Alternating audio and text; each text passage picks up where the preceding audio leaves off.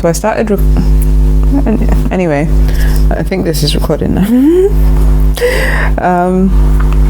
Okay, so today we are going to be discussing wounds and wound healing, and this is very loosely semi-structured, and the wound in question is this here. It's visible to an extent. I had my headphones in because I want to reduce the external background noise as I speak without speaking too loudly, and because it's nighttime and I don't want to make too much noise and either be in nighttime. I have red light on and filter on, or blue light blocking glasses and a filter on this device, so just in case at any point in time somebody questions that if that arises. I also have my licorice tea. I love licorice tea, and just as comfortable as possible to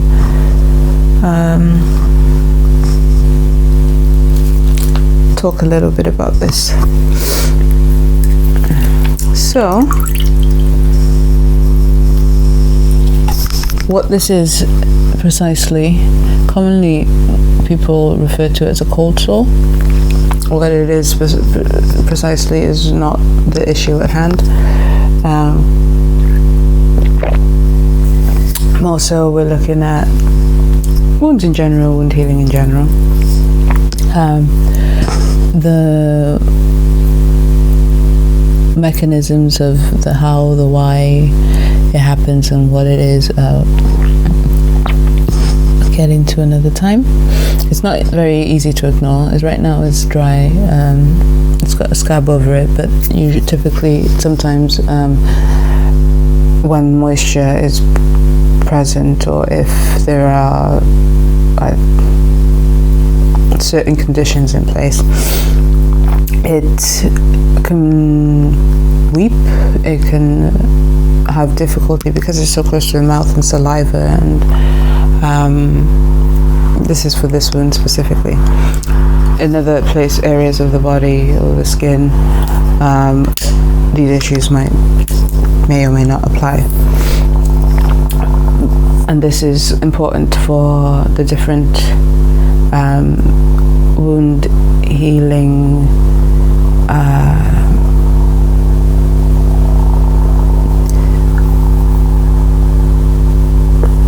I want to say substances, sorry, I'm quite wound healers, let's put it that way, that can be explored.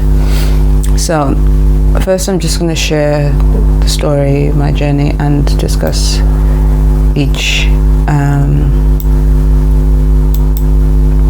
item tried, tested, used, mentioned. So this started, I don't actually remember the exact day it started, a few weeks ago now, maybe 2 weeks ago, and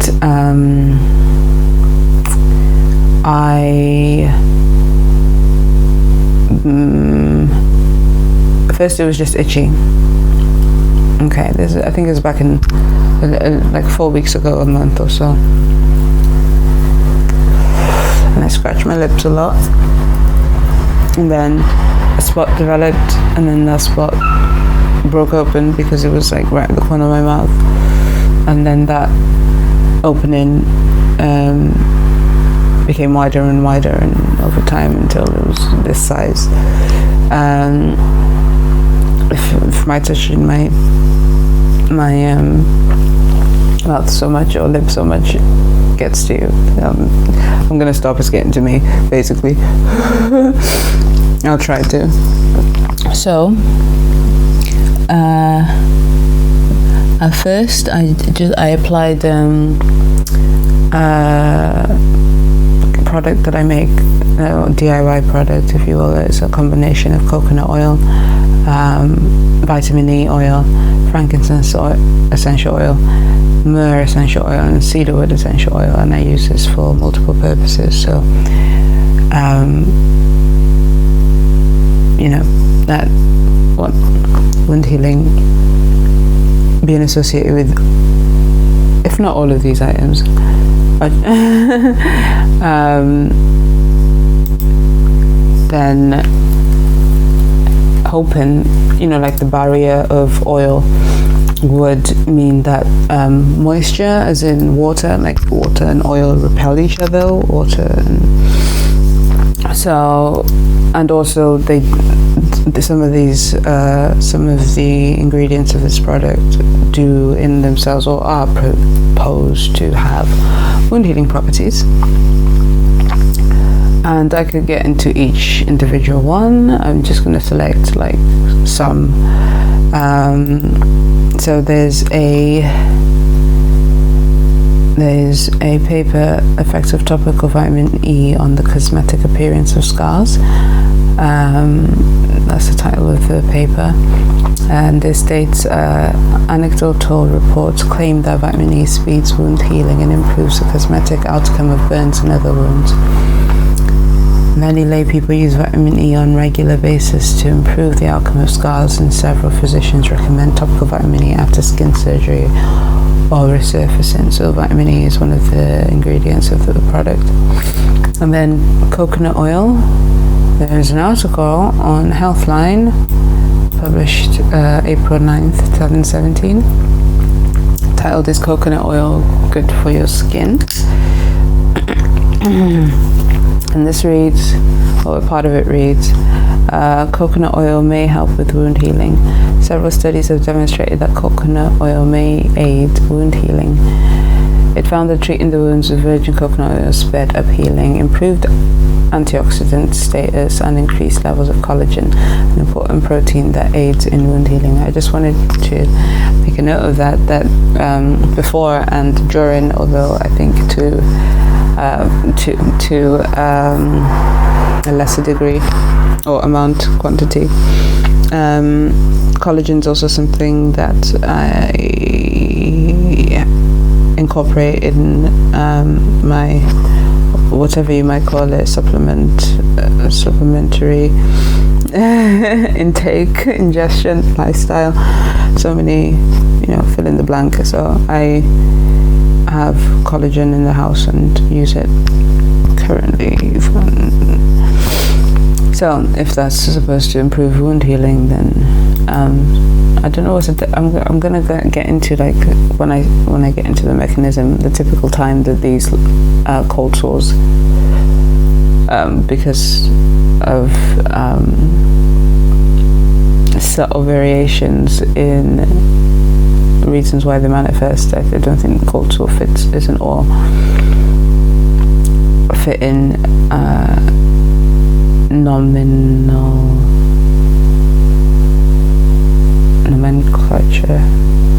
category. Sorry. So I then if we just look at the essential oils first, frankincense, myrrh, and cedarwood. Frankincense oil, there's an article on Dr. Axe titled 8 Frankincense Essential Oil Uses and Benefits for Healing. So frankincense oil can help with wound healing and may decrease the appearance of scars. It may also help reduce the appearance of dark spots caused from acne, stretch marks, eczema, and help with healing of surgical wounds. So here we were talking like an open wound at the time of application, and it would weep. It would dry up, and then pus, I don't say pus, but the fluid would come out, water and another, like, and when it was dry there was like flakes that would come off, and so next one Next essential oil, cedarwood. This is Healthline also, titled Cedarwood Essential Oil Benefits, Uses and Precautions. Cedarwood oil for skin. Cedarwood oil has anti-inflammatory and antimicrobial properties. Just skip forward to cedarwood oil may also be beneficial for other skin conditions. For example, it may reduce the appearance of scars, treat minor wounds, alleviate arthritic pain. It should be, but it says arthritis pain. I'm sure it makes sense both ways. And soothe symptoms of eczema. And then myrrh oil.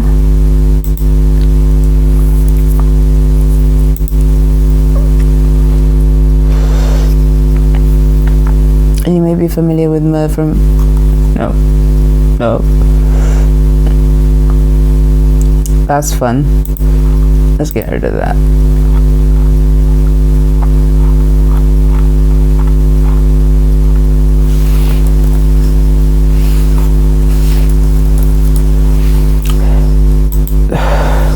In this article, if you jump to 3, supports skin health and it may help heal sores. I'll link these articles and so on and so forth. I'll share them with the other sources. Traditional uses of myrrh include treating skin wounds and infections. Today, scientists are testing these applications. Reference to how they're testing. One test tube study of human skin cells found that an essential oil blend containing myrrh helped heal wounds. Another study noted that myrrh and other essential oils applied via bath help mothers heal skin wounds from vaginal deliveries. However, multiple oils were used simultaneously in these studies, so the individual effects of myrrh for wound healing are unclear. Hence, this product blend also falling into this category. I just need to grab something real quick while I remembered it, because I wanted to do it before and then forgot. So now that it's back, I just thought I'd grab it. Specific studies on myrrh oil are more telling, and so on and so forth. Just summary: applying diluted myrrh oil on your skin may aid wound healing and fight microbes that can cause infections. The oil may also deter the growth of skin fungi, including ringworm and athlete's foot. So, those are the oils. I tried that, and I think for like a week or something like that. A week or 2 weeks, not more than 2 weeks. And then I was someone pointed out that diatomaceous earth, which I have, and I was ingesting at the same time. So that's collagen and diatomaceous earth. Obviously, like as a natural and non-toxic detox, and obviously mineral containing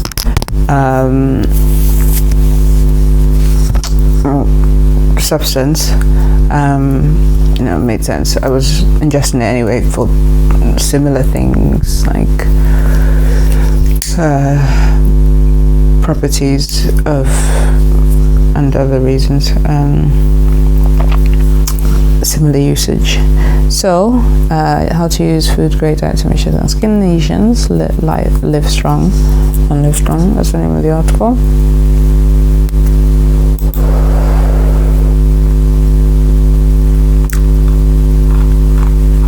It has to do with collagen.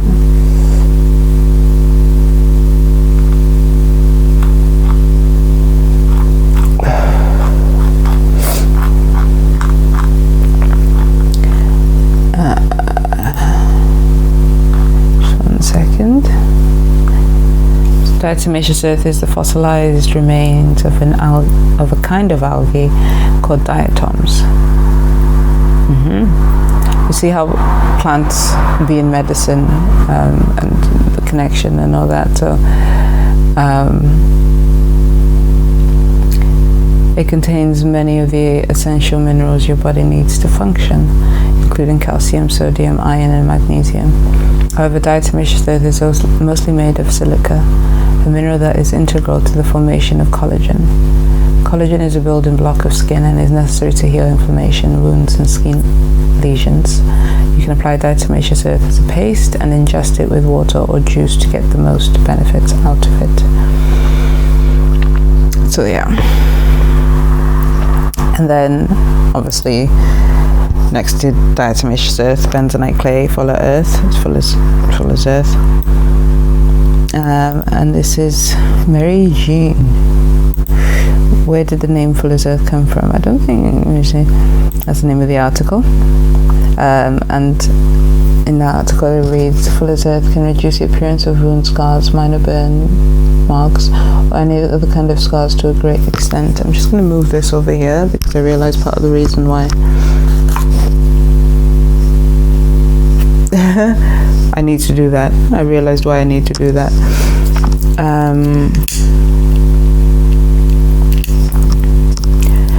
Use it, can reduce, so I'll just read that again quickly. Full as earth can reduce the appearance of wound scars, minor burn marks, or any other kind of scars to a great extent. Use it on your arms or legs to enhance the complexion. It is equally good for remedy for more generous suntan. Okay. So I was not really making it into a paste. I was just applying the powder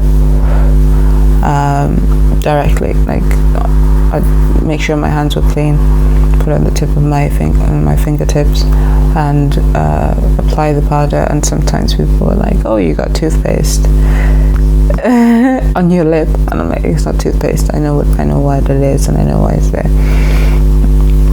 So that was fun. And then this is like I don't know, do you know, like when you know something and you forgot that you know it? This is one of them. I opened up my I don't even know what to call it. I would show it to you, but I can't. I don't want to I don't want to move the tablet.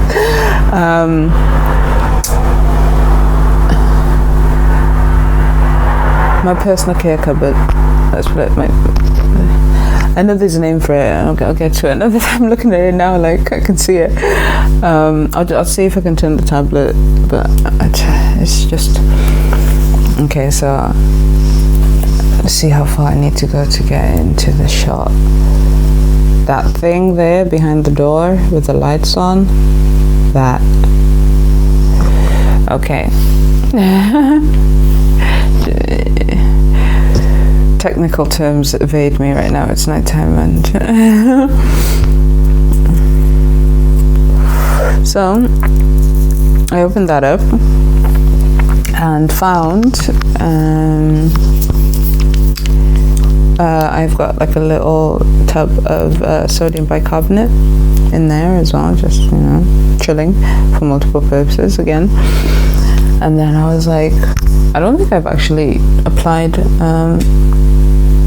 sodium bicarbonate throughout this whole time. I was also, I should add, washing the wound with pink Himalayan salt and hot water, boiled water. So I just use salt to wash it. And when I bath, showers obviously is a bit different. When I bath, I use pink Himalayan salt, sodium bicarbonate, and some essential oils, and/or sometimes I use Epsom salt and sodium bicarbonate, and so on and so forth. So that morning, one night, I was getting ready. I put some sodium bicarbonate, not really expecting or thinking anything. All the other things, I was like, yeah, this is going to be the one. This is going to heal it, like for like weeks. I was like, why is the wound like not improving? I also have a really bad habit of like, if I have a wound, I can't leave it alone. You've seen how many times I've moved my finger towards it already. So that doesn't help, and that's why it's important for it to be protected and dealt with as soon as possible, dealt with, healed, whatever, to stop it from being able to become infected. And even I'll get into scars another time, but scarring as well. And I've lost the lid. I don't think I need the lid yet. Oh, I'm putting some oil on my back of the rollerball. So I put sodium bicarbonate on, and within the same day I'd seen more change, more drastic improvement in, I feel like my head's a bit cut off, but I feel like the ceiling is obviously very, well, for me, distracting.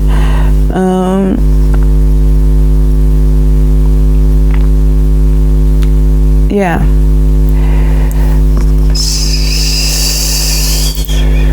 Look up a bicarbonate of soda or sodium bicarbonate. On Livestrong, they have an article titled "Baking Soda and Scabs." It's like an open wound. Scab is usually a closed wound. So sodium bicarbonate, commonly referred to as baking soda, is commonly used to treat wounds at all stages of healing because of its disinfectant properties. Baking soda can help remove hardened scabs, prevent scabs from forming, and lower the risks of developing an infection at the site of a wound. Before treating any serious wound with baking soda, consult a physician. You know, and also before, I should add, none of this, before trying any of these, consult a physician. I kind of want to say do so at your own risk, you know. So, but yeah, none of this. Do not take any of this as medical.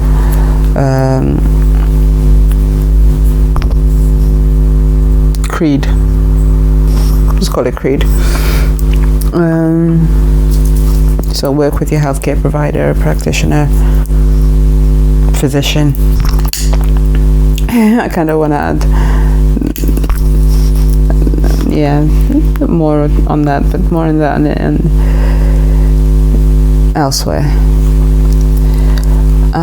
So it goes into properties: removing a scab, cleaning a scab, preventing a scab. Point being that baking soda has made the biggest difference of all the other wound healing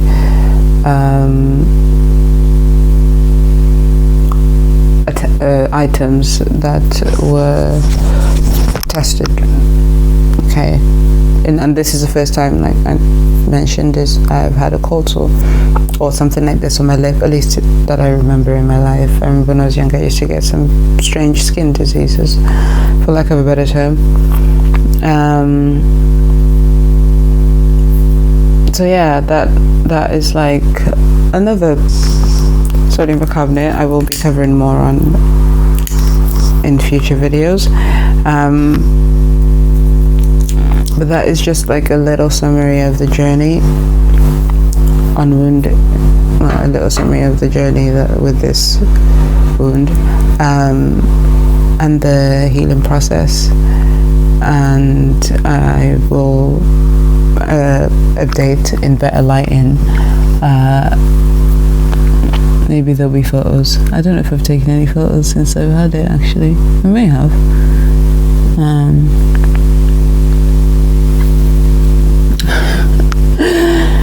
It's a very weird thing to have, especially if you've never had it.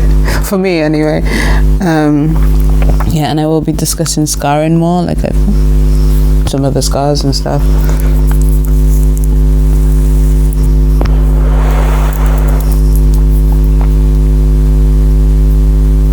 So the takeaway, in summary, or at least in conclusion from observations, I'm just gonna get some hot water before I summarize.